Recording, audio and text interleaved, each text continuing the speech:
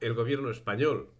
A remolque de la actuación europea, en 1906 se había implicado en la administración de unos territorios que serían regulados en las negociaciones llevadas a efecto en una conferencia celebrada en Algeciras y sancionada finalmente el año 1912, en la que se constituía un protectorado en Marruecos que estaría a cargo de Francia y de España. La administración española se circunscribiría a un territorio montañoso habitado por bereberes gobernados por sultanes belicosos, que desde finales del siglo XIX mantenían permanentes enfrentamientos, y por otro territorio desértico, al sur, entre la desembocadura del río Draa y el cabo Jubi. Ceuta y Melilla quedarían establecidas como centros de la penetración en el territorio, y desde ellas se administrarían respectivamente las zonas de Yebala a Ceuta y la del Rif a Melilla. Roghibur Umara, que se proclamó sultán de Marruecos desafiando el reinado de Abdelaziz y Abd al-Hafid, y generó una importante inestabilidad en la zona desde 1902 hasta su muerte en 1909, cuando fue ejecutado por el sultán Abd al-Hafid. Por su parte, Mulay Ahmed el Raisuni alteró las buenas relaciones que tenía con España con la guerra abierta y llegó a efectuar actos de verdadero terrorismo, llevando a efecto secuestros selectivos con el objeto de obtener rescate. Finalmente sería capturado por su rival Abdelkrim, fundador de la República del Rif, entidad que mantuvo entre 1923 y 1926. Abdelkrim tenía una notable educación forjada ciertamente en la tradición islámica. Estudió Derecho Islámico en la Universidad de Qarawiyyin, en Fez, y también asistió a escuelas españolas en Tetuán y en Melilla, así como en la Universidad de Salamanca, habiendo llegado a trabajar para la administración española, a la que sirvió como traductor. Pero a la muerte de su padre pasó a gobernar la tribu de Beni Urriagel, en cuyo cargo unió las tribus rifeñas para combatir a España, como potencia administradora del territorio. En esa labor infligió graves derrotas a las fuerzas españolas, muy especialmente el año 1921 en la batalla de Annual.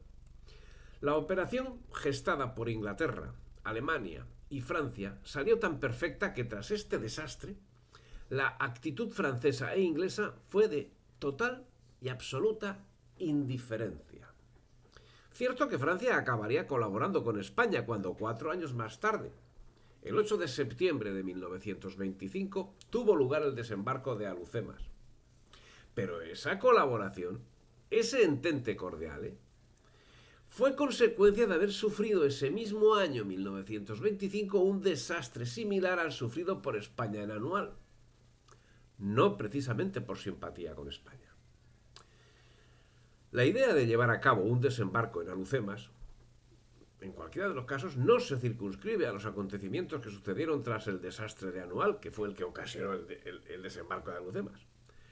Ya en la campaña llevada a cabo en 1921 por el general Silvestre, fue barajada la posibilidad del desembarco. Pero fue llegado 1925, tras 4 años de descalabros concatenados tras los hechos de Anual y 2 bajo el directorio militar de Miguel Primo de Rivera, cuando se llevaría a cabo la campaña capaz de aportar cierto orden en el ejército y en las posiciones ocupadas en África. Y es que el disparate pergeñado por las potencias europeas y asumido lacayunamente por los gobiernos de España, España mantenía en África unos 180.000 hombres que combatían sin ninguna coherencia. No era mucha la capacidad de maniobra que le era permitida, pero fue la suficiente para ordenar la retirada general de 1924 en Chauen y para organizar el desembarco de 1925 en Alhucemas. Gesta que serviría de ejemplo para estudiar en las academias militares de todo el mundo, que posteriormente sería aplicado en el curso de la Segunda Guerra Mundial. La retirada de Chauen fue la solución a la situación creada por el avance de las tropas rifeñas, que tras la catástrofe de Anual amenazaban con otro hecho similar. Las posiciones españolas eran aisladas y estaban permanentemente hostigadas.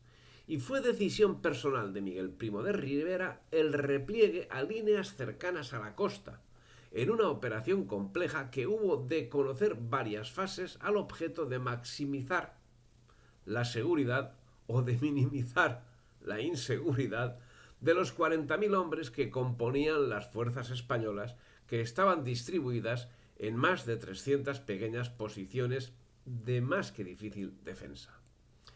Al respecto, diría el propio Miguel Primo de Rivera, Abdelkrim nos ha derrotado. Tiene a su favor la inmensa ventaja del terreno y una masa fanática. Nuestras tropas están cansadas de la guerra y lo han estado desde hace años. No comprenden por qué tienen que luchar y morir por esta faja de territorio sin valor alguno.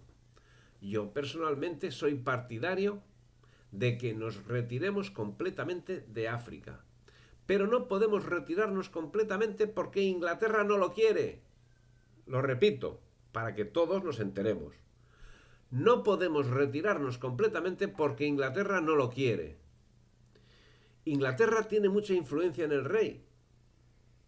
Teme que si nos retiramos, Francia entrará en posesión de ese territorio.